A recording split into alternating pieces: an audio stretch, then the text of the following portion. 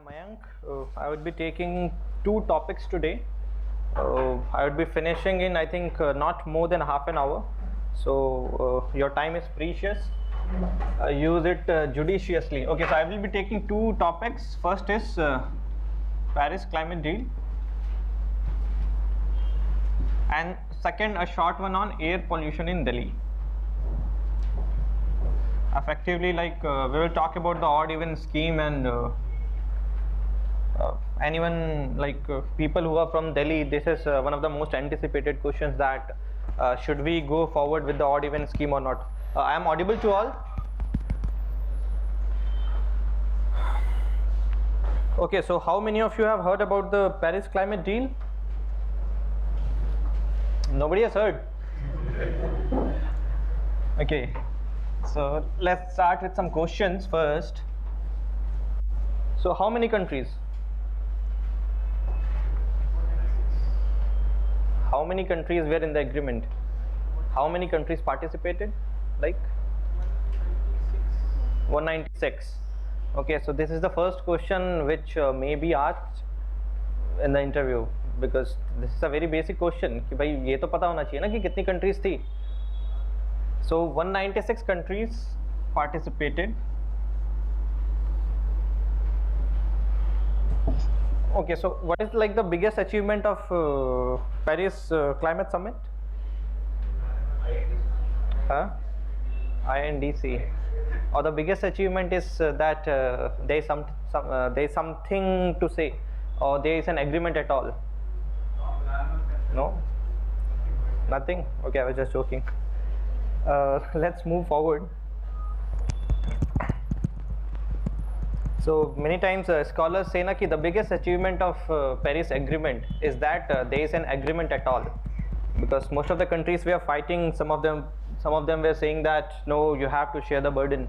India was saying no, CBDR should not be diluted. Developed nations were saying, you must have read in news that USA, European countries, they were saying that China and India, two of the developing nations, they also have a lot of emissions. Then why should only the developed countries take responsibility for it? So we will talk about all these principles. At last, I will put some questions forward, which may be the probable questions with respect to interview. So we will discuss some of the answers to them, but still again you have to frame your own opinion on the basis of your understanding and the arguments that you could put forward. So I will first briefly go through the IPCC fifth report findings. I got these findings from chapter on climate change survey last year. This is something which will help you to put an argument forward that why we need a deal or why we want to act on climate change. Okay, then we will talk about in very brief that what is the history of climate change negotiations. Then we will talk about INDCs. Then we will talk about whatever happened in Paris, what are its salient features, and at last we will talk about some of the questions with respect to the deal. Okay, so before starting, what is climate? Can anyone of you define? Aggregated sum of weather conditions. And can anyone of you define what is climate change? Like if in interview the panel puts a very simple question. Any positive or negative from the average climate change? Positive or negative from average is climate change. More nuanced, more comprehensive definition. Sir, a wide variation from the normally accepted mean or the general range of temperature. If there is a wide variation from either this mean or this range, then we can say there is a climate change. Okay, any other definition? Like anyone who wants to define climate change comprehensively? Since last decades or centuries, there is perceivable or effective change in the climate. Okay. Any other? I can say mainly due to anthropocene. See, whenever because if you read transcripts from previous year too, this is also one of the questions that most of the times panel tends to ask. Here they can check that how comprehensive you are able to understand what is climate change. So your definition should also be comprehensive. So climate we already talked about. This is like one thing which I got. It means a change in climate which is attributed directly or indirectly to human activity. Very important, because climate change could also be a natural phenomena, because always there is some degree of change, but it is because of human activity that alters the composition of global atmosphere, and which is in addition to natural climate variability observed over comparable time periods. You can also have your own definition. This is like, I'm not saying this is the definition. There can be a lot of definitions, but this is one which I found a bit comprehensive. That is, it is saying what is climate change. Okay, so whenever like you must have heard the most simple questions are the most difficult ones. So this falls under such a category.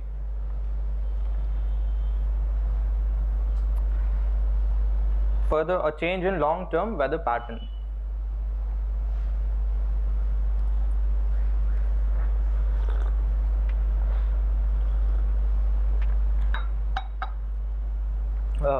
Can I move forward? Okay.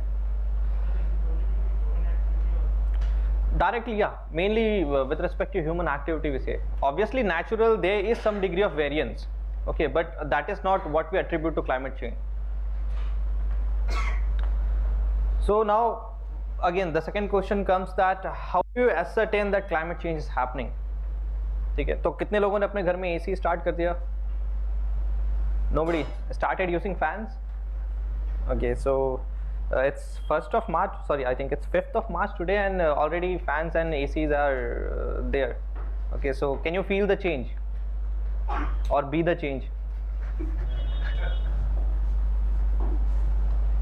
देखो, सबका साथ सबका विकास तो होगा ही, but you know we need to move forward on climatic terms. But here the idea is that कि whenever the interview panel ask you कि भाई कैसे पता चला climate change हो रहा है, like how do you ascertain? Can anyone of you give an example? Global average temperature is changing. Okay. Monsoons variability has increased. Extreme weathers conditions.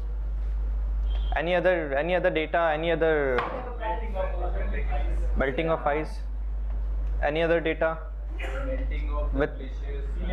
Same, sea level rise is one. Sorry, Chennai floods. No, that is a bit indirect, which you could attribute. Any other? Increase in frequency of extreme weather events. So you must also have heard that there are news in newspapers that this year was the hottest in last 200 years.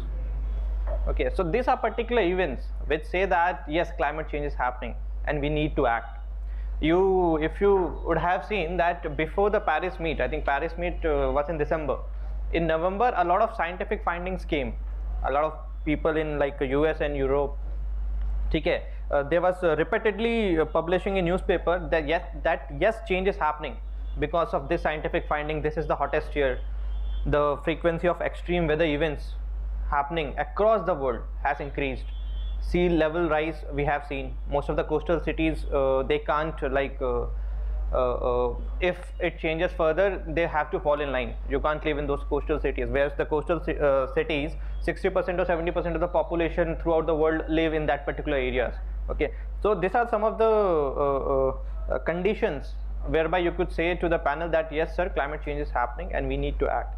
We will begin with the IPCC report, the 5th assessment report which came last year. Okay, so what the report said is that the period 1983 to 2012 is likely to have been the warmest 30-year period in the last 1400 years. So this is all the data which I got from last year's survey chapter climate only. If like you're not able to understand something, maybe you could go back and read that chapter of survey. It is indeed one of the best chapters in the whole survey. Further, here in survey it is written, or based on the IPCC report, that the change in climate could affect the production of wheat, rice and maize in the tropical and temperate zones. That is, it has a direct implication on the food security in India, because you all very well know India comes under a tropical nation. Okay, have negative impact on health by exacerbating health problems. Okay, here comes the problem of equity. That is like the poor people, they are not using the air conditioners, they are not using all the energy intensive appliances, but they are the ones on whom the intensity of climate change would be very high. They are the ones who would be facing a lot of problems. Further, it has adverse impact on productive activities like growing food and working outdoors. Thirdly, what the report says that the ecological overshoot problem, that is, I think this you must have heard about a lot, ki there is a particular capacity which has been attributed to Earth, ki bhai itna hi carbon emission Earth can absorb. After that emission, it will have repercussion. Okay, so what this overshoot problem, it can be understood in the terms of carbon budget. Okay, on the basis of carbon budget, what this report says that ki if our goal is to keep the global temperature change under 2 degrees Celsius, okay, then only 2900 gigatons of carbon could be emitted. Out of this 2900 gigatons, already we have emitted 1900 gigatons. Only 1000 gigatons remains.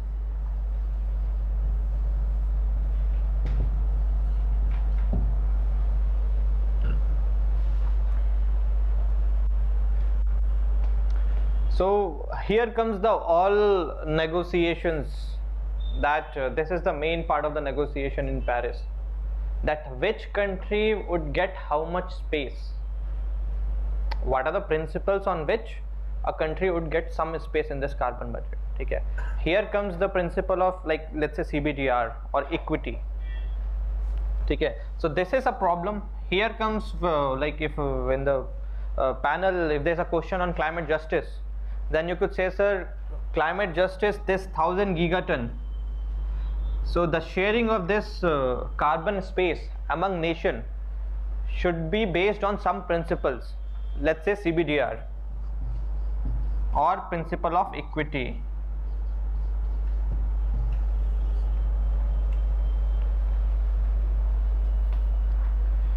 Further, if we compare that with respect to like India's contribution with that of US and China, India's contribution to cumulative global carbon dioxide emission, that is from 1850 to 2011, was mere 3% as against 21% of USA and 18% by the European Union. Okay, so these are all some of the figures through which you could try to bring out that how severe is the problem, what are the data that we have before we went to the Paris Climate Agreement. So just trying to paint one more picture. So if you see this two graph, okay, one graph is contribution by different countries to cumulative global carbon dioxide, that is from pre-industrial level up till now, how much every country has emitted. And the second graph is with respect to cumulative global house gas emissions 1990 to 2011. Okay, so here again, if you are able to read both this graph, then you would be able to understand much of the negotiations that is going to happen or that happened. See, in the first pie chart, you must be knowing that USA 21%, European Union 18%, India was on a very meager list like 2.8%, Japan 3.3%, China was on 10.7%. But see the change in the second pie chart. US was 16%, China is 15%, European Union is 12%. Okay, so here comes the argument by the US or by the European countries that why should there be CBDR? Okay, why only developed countries should have a commitment or a binding to reduce greenhouse gases? China is also producing the same amount of emission. Okay, so thereby, you know, Kyoto Protocol, there is a legal binding agreement, you all know. CBDR is very well there, that is the historical responsibility of the developed nation to cut emission and to finance for mitigation activities in the developing nation. But you could see in the Paris Agreement that CBDR has been diluted. Why it has been diluted? You could get from the second chart that China and many other developing nations, they are contributing significantly to carbon emissions. Thereby the developed nations are saying that why we only should pay for it. Moving forward, this is one of the illustrations I got from Indian Express, that currently China is emitting 10.2 billion tons, US is emitting 5.2 billion tons. 48 countries have submitted an action plan to slash emissions by 2030. Just to give you an idea that what is happening currently in the world, this PPT would be available on the website of Vision maybe tomorrow, so you could get access to it. Okay, so moving further, just two more graphs to know the severity of the situation. We also need to know that what are the sectors which are responsible for carbon emission. So if you see here, this is a pie chart which I got from last year's survey only. Industry nearly contributes 21%, but the highest percentage which has contributed to the carbon dioxide emissions is electricity and heat production. Then other energy sectors 9.6%, industry 21%, transport only 14%, and this 24% is agriculture, forestry and other livelihood activities. And this is what I got from this year's survey. This is the pie chart which is given in this year's survey. Please, whoever is going for the interview, like who have got maybe I would say after 20th who has got an interview, please at least go through the chapter on climate change in survey this year. So this year they have given an analysis of the Paris Agreement. They have given that what are the key findings. They have given the salient features, though I have incorporated many of the points from this year's survey only. But you should maybe go back and read. I think they are just 20 pages and they will help in developing an understanding with respect to this issue. Okay, so here we could see that with respect to India, the most polluting sector, 51%, is electricity and heat production only. So thereby, you know, from if you know this data, if you know this analysis, then thereby you could say that the government in its INDC has said that we will have 40% of our electricity generation by 2030 from renewable sector. Okay. So this is how you know you could relate and present your argument or your analysis and form an opinion.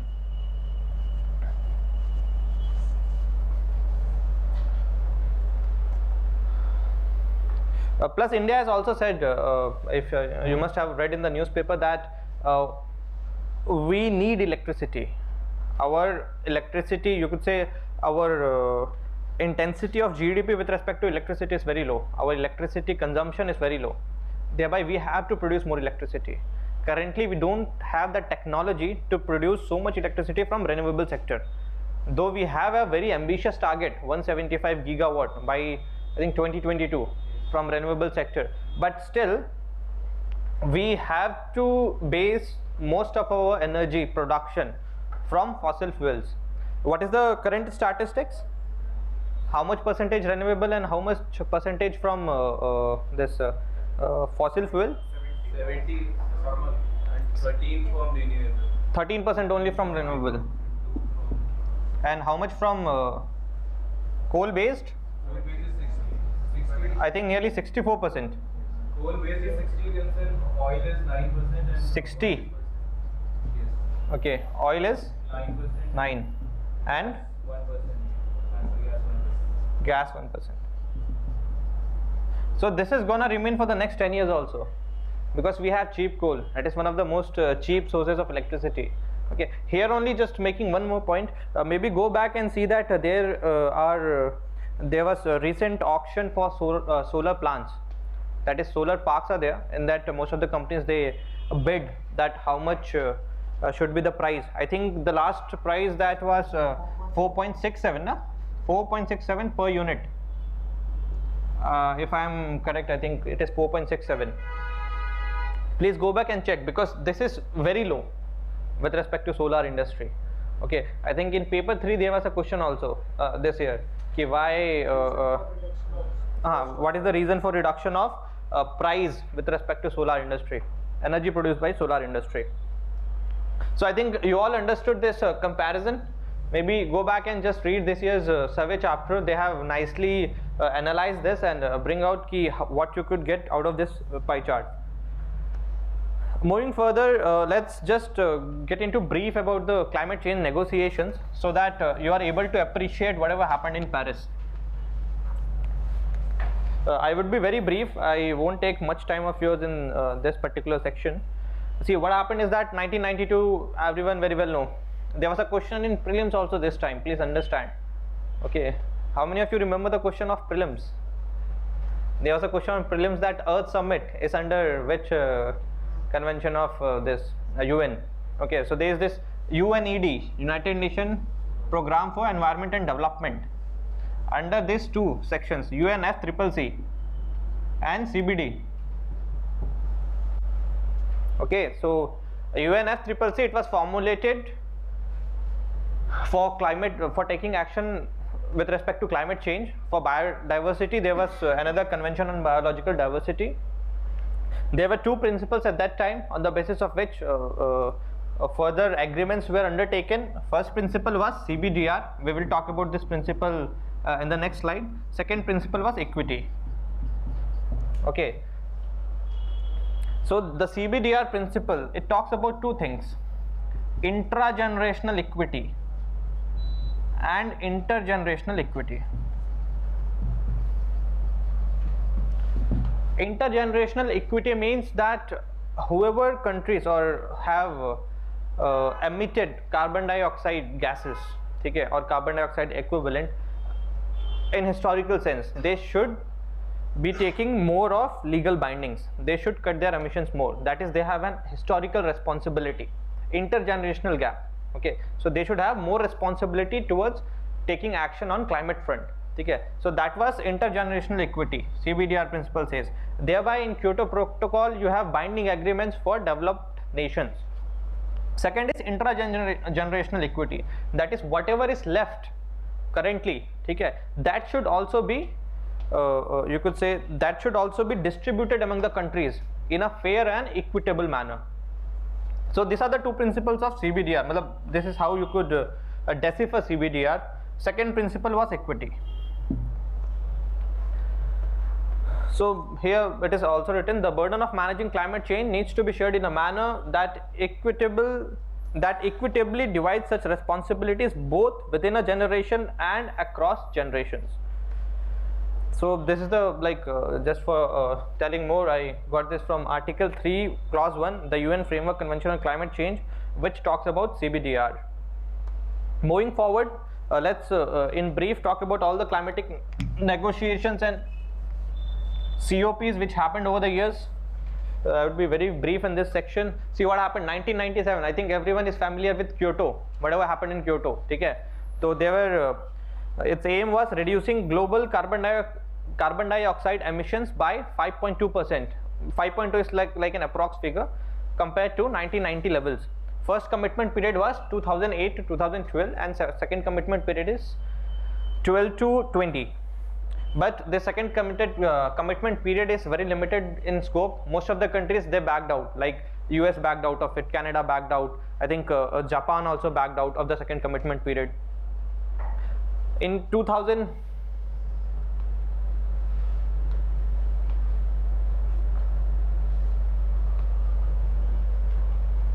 what happened is that after that everything was going fine. Okay, US suddenly came in 2009 in the Copenhagen summit, and it said that no, the picture is not that rosy. We don't want legal set of binding agreements. Let's talk about voluntary agreements. Okay. So 2009 Copenhagen summit, it was the first time that we talked about voluntary arrangements from the side of nations. Okay. Further, maybe please go and read also about this RED++. What is RED? R-E-D? R-E-D-D? Reduction in emission from degradation and deforestation. Okay. So what is the difference between like RED and RED+? Afforestation is one component. What else? conservation. Okay, so maybe please go back and read this difference. Many a times they tend to ask this in the interview. Further, moving forward in 2010, again nothing much happened. We talked about having a GCF, Green Climate Fund. That is, we should have a Green Climate Fund of $100 billion by the year 2020. We will come back to GCF right now also, because in Paris Climate Deal we talked about operationalizing such a fund. Further, in Durban Summit, we talked about the second commitment period for Kyoto Protocol to 2013 to 20. Further, it was also said in Durban that we should have global arrangements for post 2020 period, and the deadline was given for 2015. Moving forward, this concept came of INDCs. So here you need to understand what are INDCs, because it is a very integral component of the Paris Climatic Deal. So INDCs are plans by government communicated to the United Nations Framework Convention for Climate Change regarding the step that they will take to address climate change domestically. So it is a voluntary agreement that every country who is a party to the Paris Agreement has to undertake. Here, what is the important point about INDC is that they are agreements which are formulated by the country itself on the basis of the country's capability. It is not a set of binding agreements. A country has to see that what is its capability, how much emission reduction that it could undertake, how much adaptation it could undertake. Okay? So it also depends on what level of development a particular country is, how much the citizens of that particular country are conscious about the climate. Thereby they only will have that pressure or the pressure mechanism to the government that please do something.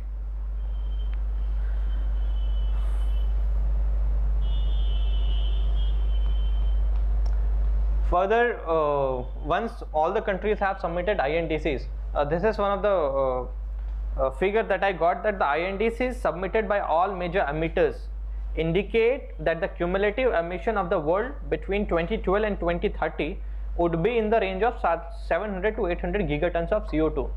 That means when we talked about that budget, 1000 gigatons of CO2, okay, then we could expect that if countries have only this much INDCs, only this much reduction targets, by 2030 we must be reaching the 2 degrees Celsius mark.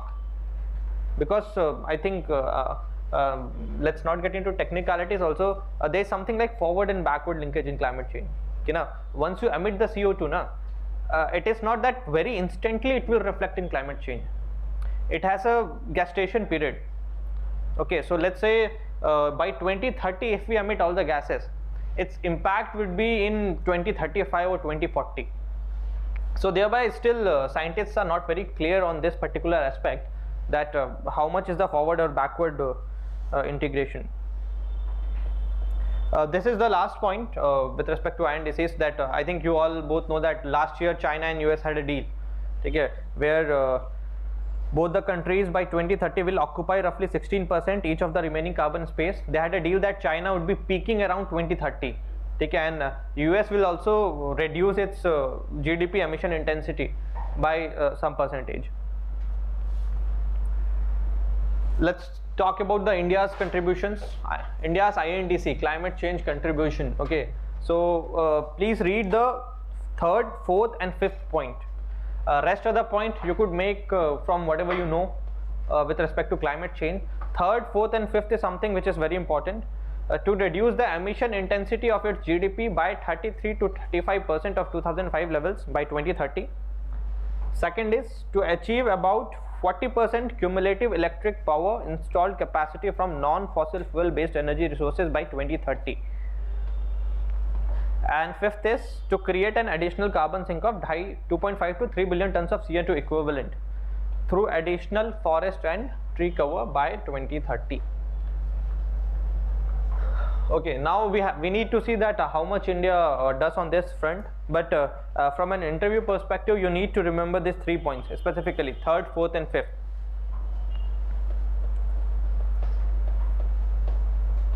Not much other than this. Yeah, sure. What is emission intensity? See, how much you could emit, or how much a particular sector emits in terms of equivalence of carbon dioxide? Emission per GDP. Per GDP. Per unit of GDP.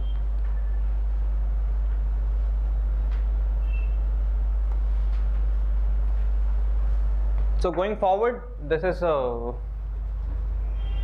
how the government is gonna do it. The government said that for our INDCs, we require funds to the tune of $2.5 trillion. Okay, now we still don't know that how would be able to mobilize these funds. 175 gigawatt of renewable energy is targeted by 2022. 100 gigawatt energy target for national solar mission. 60 gigawatt by wind energy by 2022. I think rest though you all know, nothing much. Further, if in interview they ask that what are the steps that has been taken by the government towards its INDCs or fulfilling the commitments under INDCs, these are some of the points that you could say. You all I think very well know about the National Action Plan on Climate Change, Manmohan Singh era, 2008. How many submissions are there right now? I think 9. One national bioenergy mission was also added later. Maybe please go back and check. Other than that, currently I think the government is also talking about 3 new submissions under this. I'm not very sure what happened to the 3 new submissions. I think one on one on health, and one more was on I think waste to energy. Yeah. Other than that, nothing much in this International Solar Alliance. I think you all very well know. What India said is that there are a lot of countries in the tropical belt where solar irradiance is very high. Why not let's make a group and lead them towards capturing the renewable energy sector. So the alliance is expecting in time to raise $400 million from membership fees. I think nothing much. Revamped renewable energy target. Further, the government is talking about a clean energy cess on coal. I think you all know very well in the last year the budget, it was increased from rupees 50 to rupees 100, and we are also talking about a national adaptation fund. I think you all very well know the difference between adaptation and mitigation. Okay, so this was also a major feature of the current Paris Agreement. So let's move to the final agreement. What happened in the Paris deal? So long live the planet, long live humanity, long live life itself. Let's hope it remains. So what is the main agenda of the Paris Agreement or the main outcome? It is said in the agreement. Please remember this, and if a question is asked that what is the outcome of the Paris deal, it is that an agreement is reached to hold the increase in global average temperature to well below 2 degrees Celsius above pre-industrial level, and on driving efforts to limit it even further to 1.5 degrees Celsius. Okay, so 2 degrees Celsius is what most of the developed nations we are talking about. 1.5 degrees Celsius, most of the small island nations they were talking about. Thereby a compromise was reached. Okay, our goal is 2 degrees Celsius, but yes, we will try to have it below 1.5 degrees Celsius. Here there is a criticism also that most of the scholars say that 1.5 is already reached. We don't know yet, but there are a lot of research findings which says that already we have emitted so much of carbon dioxide that once that you could say gestation period is out of like 5 or 10 years, 1.5 degree would be a reality. Further, another important point with respect to Paris Agreement is that it is not like Kyoto Protocol, which is a top-down deal, that in top you are saying every country has to reduce emission intensity by 5%. But here every country, it's a bottom-up approach, that every country will define its own emission reduction, that is its own nationally determined contribution, and then allowing each nation to submit its own national plan for reducing greenhouse gas emission, rather than trying to repeat a top-down approach advocated by the Kyoto Protocol. Now some of the salient features of this agreement is key. once you know it is voluntary, okay, now the question comes, who will oversee the implementation? ठीक है भाई, countries का तो ऐसा ही है कि बोल दिया कि 10% करेंगे, पता चला 2% कर रहे हैं और बाकी बुक मैनेज कर दी. तो what is the compliance mechanism, from where will accountability come through? Okay, so उसके लिए दो तीन चीज़ें हैं जो इन्होंने की है. One is this plays and review, that every commitment that a country has been made, it would be reviewed periodically by an international institution. That may be a committee which would be formed, that may be a new institution, okay, but it would be reviewed. So review date, we will come to that later. I think the first review is in 2023, but with no penalties for not achieving this voluntary targets. Second is the principle of progression. What the principle of progression says that ना कि ऐसा नहीं है कि इस बार मैंने बोला 20% कम करूंगा और अगली बार मैं बोल रहा हूँ कि नहीं 20% नहीं हो पा रहा, 10% ही करते हैं. It's not like that. Once you have committed this year for 20% reduction, next year you can't go below 20. You have to increase it. ठीक है, तो that is the principle of progression that we are talking about. There cannot be any backsliding from targets already submitted. At each round of review, there will be an expectation of higher ambition.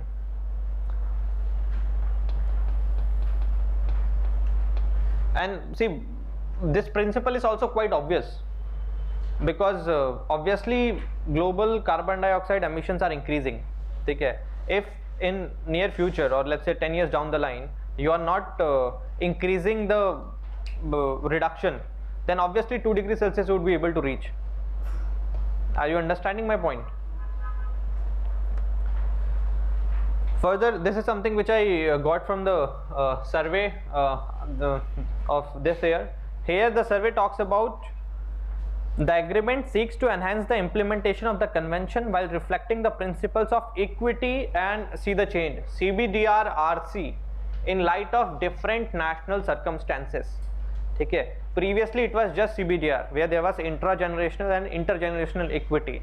Now in this year's agreement, that intergenerational equity has been diluted, okay, because it is voluntary contribution across the countries, developed, developing and any other country. Okay, it is not that developed have to take strong measures, it is voluntary.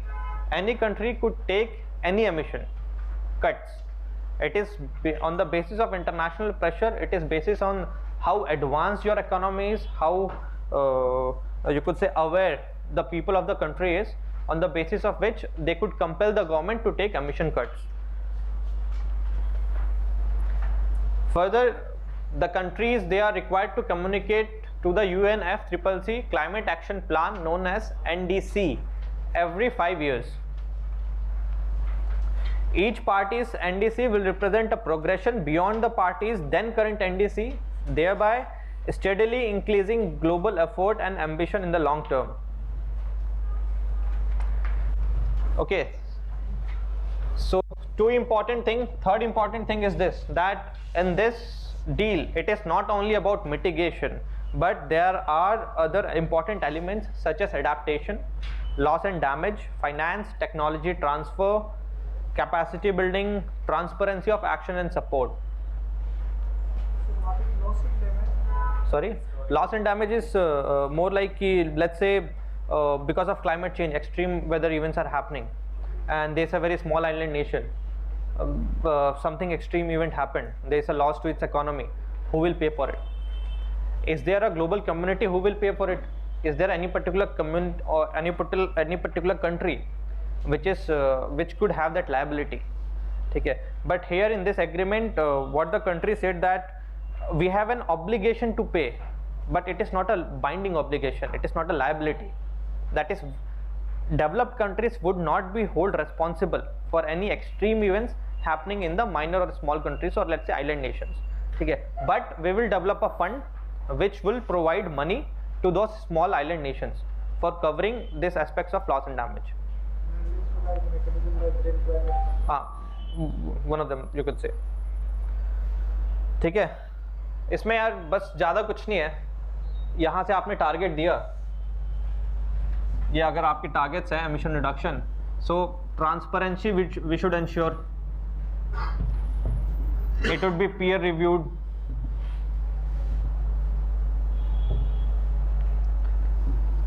Further, biennial reports you have to submit.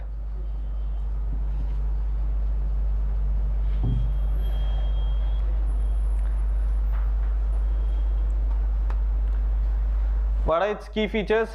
सबसे first CBDR and RC, that is common but differentiated responsibility and respective capabilities.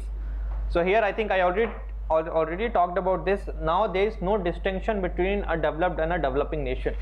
Every country has to take emission reduction on the basis of its capability. NDC, nationally determined contribution. Then there is focus on adaptation. Now comes finance. I think पैसे के बिना तो देखो कुछ होता नहीं है, ठीक है. And one of the most important component of the Paris deal was finance. That who would be financing the adaptation targets in most of the countries which are vulnerable towards climate change? Because like in that IPCC report, we have seen that tropical countries are more vulnerable as compared to countries which are in the temperate zone. And climate change is a global phenomena. It is not because like India is emitting this climate change happening. The US is emitting a lot, China is emitting a lot, and their emission is manifesting in the form of extreme events, let's say in Fiji or one of the very small nations. Then who would be held responsible? Where does that finance come from? So this was one of the important aspect ki is developed country or developed country do has a legal liability to pay, is mobilizing the fund for climate action, is it binding for the developed nation? But finally I think in between something happened and it is not on the extreme like ki they have to pay. What it is written in the agreement is that it is expected that it will result in at least $100 billion per year to address needs and priorities of developing countries for mitigation and adaptation. There is no clear roadmap which has been given how this $100 billion would be mobilized among the developed nation or developing nations. It is mostly voluntary with respect to all the countries to mobilize this fund. This is the very same GCF. Sorry? This is GCF. This is GCF. Further, there would also be like there would also be a global stock deal that the agreement also establishes a framework for global stock take to access the collective action towards achieving long-term goals mentioned in the agreement. So what here we tend to make is that na ki you can't you can't take stock of a particular country, let's say in 2023. Okay. If you want to say that we want to reduce the global climate change below 2 degrees Celsius, then what you have to do? You have to get all the INDC contributions across nations, okay, and then tell how much CO2 has been emitted, and then further go for any policy action.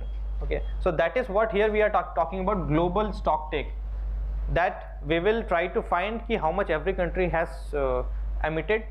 We will try to give a figure ki this is the total emission, and are we near our goal? Our goal is to have it below 2 degrees Celsius. So this is one of the mechanisms to ensure accountability with respect to global action against climate change. It would be an assessment of the aggregate level of ambition, communicate through the NDCs in relation to the level needed while considering mitigation, adaptation and means of implementation and support, and in the light of equity. ठीक है, तो जैसे होता है ना कि if I have to compare it with an Indian scheme, नहीं मुश्किल है, ठीक है.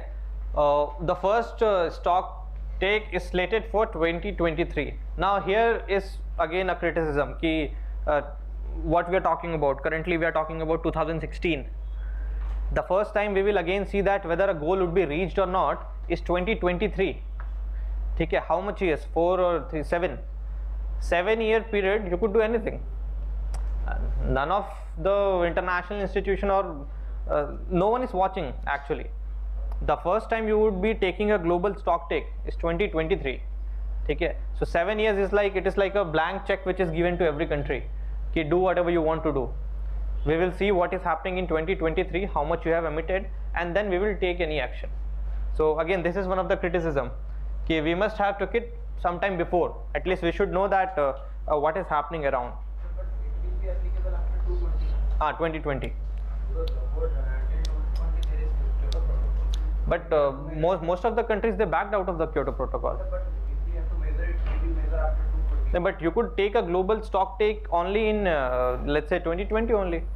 By what is the round of, see, what is the purpose of this global stock take? To have a global opinion that what has been emitted already and take policy measures for further action. But these 7 years, nothing will happen. Let's say 2016 to 2023. You could then feel that when the climate will reach or at what level they will reach. It will, maybe it can be too late. By out of that 1000 gigatons which is left, okay, let's say by 2023 already 700 gigatons has been emitted. So it would be too late for any policy action. So this is one of the criticism, that is what I am taking. A lot of scholars are saying that why the first stock take is slated for 2023. Why not, let's say, 2020 and then find out ki where we are headed and ask countries for more emission reductions. Moving further, some pertinent questions which you need to ask with respect to the Paris deal. Ki how much should the world limit warming? Okay, so this is the first question. Answer I think you know. Either 2 degree or 1.5. Okay, so this could be a potential interview question. Ki bhai, what is your opinion? How much do you think should the world go for? So I think you could toe the official line. Ki sir, it is written in the Paris Agreement ki it should be definitely below 2. But we should also use all the mechanisms that there are in our hand to limit it by 1.5 degrees Celsius, because a lot of our coastal cities, they are hugely populated and India will have huge impact if the change is more than 2 degrees Celsius. Okay, so sir, we should try to limit it by 1.5 degrees Celsius. Second question again, how quickly will the world abandon fossil fuel? This is again a very important question. Maybe go back and think about it. Not very easy to answer, but yes, one of the questions where maybe use the INDC that India had undertaken, that we will reduce 40% or we will have 40% of our energy production by renewable sources by 2030. Third question, again very pertinent, very important. Who should pay for the cost of climate change and how much should they give? This could be an ethics question also in paper 4. This could be an opinion based question in the interview. Who should pay for it? It's the same question na ki there is an agitation in Haryana, logon ne bus jala di, who should pay for it? But that is a public property. It's the same thing. That is what we are seeing with respect to India. See it from a global level. Ki someone is harming the environment. We are contributing X, US is contributing Y, China is contributing, let's say, X plus Y. But are they accountable to the people who will pay for it? So this is again you need to answer ki who should pay for the cost of climate change and how much should they give. Here you could talk about the principle of equity. Here you could say, sir, India is very right in having the principle of CBDR, that people who have if in India like 30% of the people who are below poverty line, who don't have access to 2 meals a day, how can we think of climate change? Are you getting my point? Okay, so you could very well say, sir, in developed countries the emission intensity or the emission intensity of GDP is very high. People are consuming a lot. Such is not the same condition with respect to India. It is a case of global common. So there should be some principle on the basis of which it should be divided. Thereby it should be the developed nations who are responsible for it, who needs to pay for it. So we need to have an increased campaign We need to put more pressure on the developed countries. If they are not able to commit finance, then maybe they can commit towards technology transfer. Okay? Because see, with respect to adaptation, technology transfer is a very important point. If you don't have that technology, how will you adapt? Let's say you need to have a tsunami early warning system, but if you don't have the technology of having that early warning system, how will you adapt? Okay, let's say solar is one of the best examples. If you don't have the technology to produce solar panels which are cheap, because most of the times it is the US companies who are doing that research, they are charging at a premium. Okay, why can't the US government ask them to give them at a cheaper price to India for having this adaptation mechanism? So these are all the questions that need to be asked. You could argue that in the interview on these lines, sir, we are very sure, or what our Prime Minister says about climate justice, that should be undertaken. Fair, again, the fourth question, how often should nations check and reassess their emission reductions? Again, one thing I talked about is 2023. The first stock take would take in 2023. Okay. What about those 7 years? What will happen in those 7 years? Okay. So how often should every nation check कि भाई कितना कम करना है, ठीक है, and reassess their emission reduction. So let's say if India says that we will have a leap from BS Bharat stage 4 to Bharat stage 6, it is also one of the steps towards emission reduction. Are you understanding the point? It is one of the steps towards emission reduction. ठीक है, तो all such steps should be undertaken. Who should make sure nations meet their reduction goals? Again, one of the most important questions. What is the problem with Kyoto? Can anyone of you tell me? Kyoto. Like Kyoto is binding, but what was the problem with Kyoto? There was not accountability. Let's say if Canada defaulted, Canada has to reduce by 5%, we didn't. What is the penalty? What is the action that the world could take if a country defaults? Not much, no penalty, nothing. Simply that what was written in the Kyoto Protocol. Can anyone of you tell me what was the penalty in the Kyoto Protocol? Nothing much penalty. See, there were 3 mechanisms under Kyoto Protocol. What are the 3 mechanisms? CDM,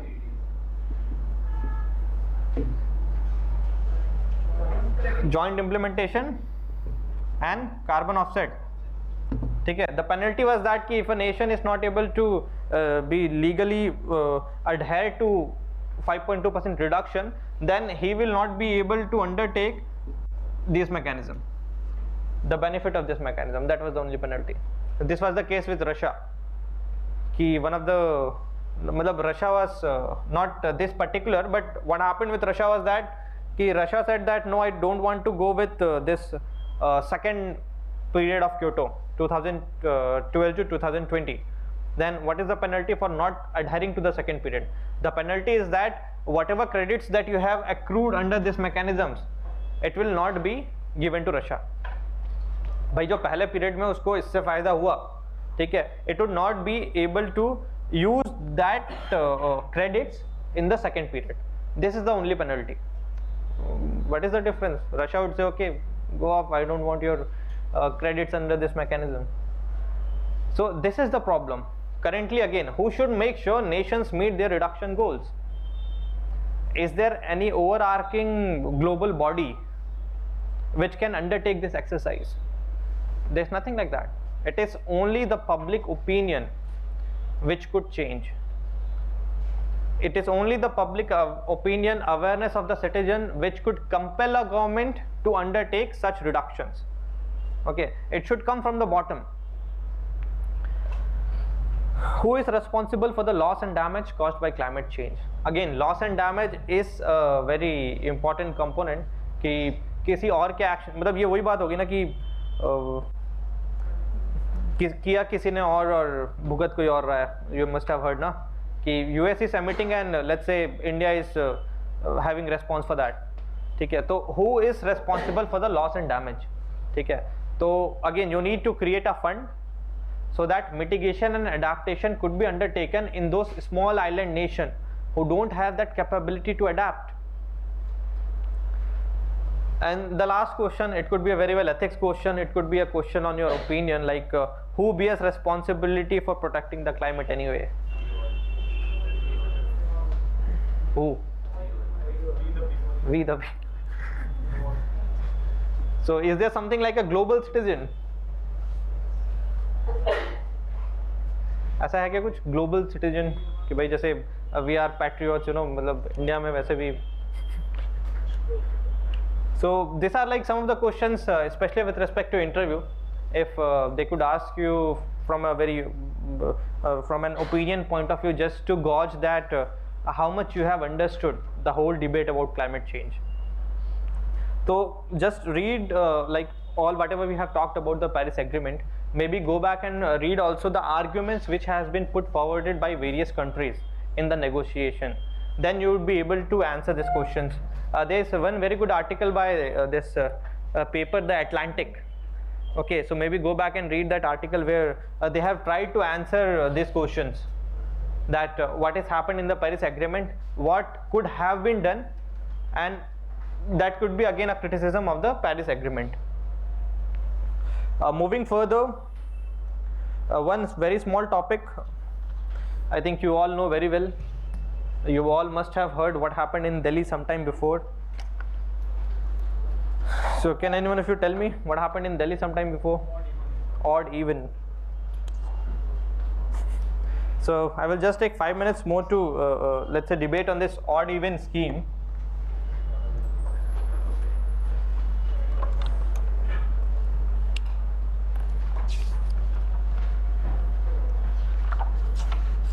So what are like the major pollutants in air? Sulfur dioxide, nitrogen dioxide, PM10, PM2.5, ozone, carbon monoxide. Okay, so like what is this whole fuss about odd even? Matlab, do you think that the odd even was correct in its approach? Yes. Half the way. How? Because they haven't made any development in public transport system. So if they simply curb down the vehicles, people will suffer. They must have done a lot of public transport system and then implemented it. So an Okay. isolated view of it is not correct. A more holistic picture. What you mean. Okay. Any? It's better to create the awareness. This scheme is better. Achha, so from an awareness point of view, the scheme was better. Okay, so let's write all it down here.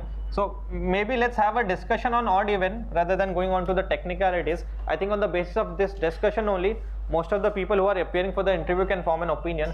So one of you are saying that awareness generation happened because of this scheme. What else? Behavioral change. Behavioral change. Traffic decongestion. Voluntary participation. Voluntary participation, a very good point. The traffic decongestion. Decongestion. I think for the first time Delhi people got to know what an empty road looks like. So the time of exposure to the pollutants decreased because of Time of exposure decreased, yes. What else? So what are the criticisms of the scheme? Not a long-term solution, okay. Not They have long. targeted smaller percentage of vehicles. They have left out two-wheelers and other vehicles also. Okay, percentage of vehicles. What else? Vehicles as such not contribute much to particulate matter. This is the best argument. कि vehicles they do not contribute much.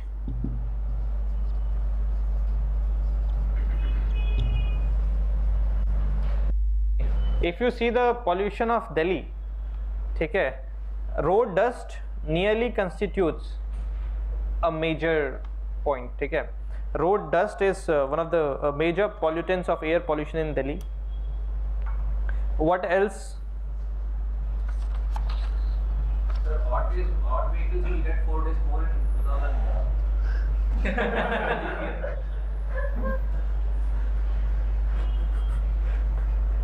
See, if you talk about the major pollutants of Delhi, then industrial sector is one of the major pollutant.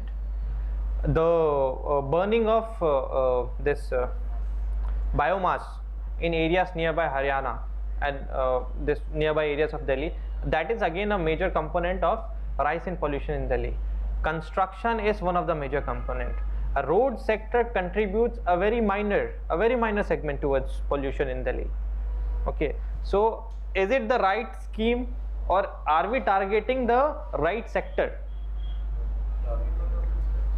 See, what is our aim? If our aim is to reduce pollution in Delhi, then why not target that sector which is contributing the maximum towards air pollution in Delhi?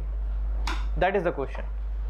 Here what we are doing, no, this is a welcome step. That I think most of you would agree, and I think if you don't agree also, you could tell in the interview, yes sir, I agree, it is a welcome step. This should be part of a bigger. That is what, if we are taking a holistic perspective, this is one of the steps that needs to be taken, but there are a lot of other steps which are more urgent that needs to be undertaken. Okay? Especially with respect to road dust, especially with respect to construction, especially with respect to industrial pollution which is happening because of the industries which are located in nearby areas of Delhi. Okay? I think last year mains mein there was this question na ki why the pollution level in winters in Delhi is so high and not in like let's say Mumbai or Kolkata. So what is the reason? Can anyone of you tell me?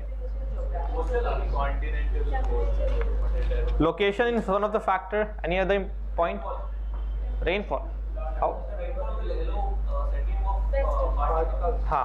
So that is what happens. Western disturbances by the air is trapped below. Okay, so that is I think one of the major point. The air is trapped below. Absence of ecological ability for carbon sequestration. The Delhi, I think carbon sequestration, Delhi is one of those cities which is much greener than many other cities. Sir, like if compared to Mumbai or Kolkata, Mumbai has Western Ghats and Kolkata has Sundarbans. But that is like outside the city, na? Yeah, it's a nearby entity. Delhi, though, in itself, if you see the like landscape of Delhi, take care. You could say the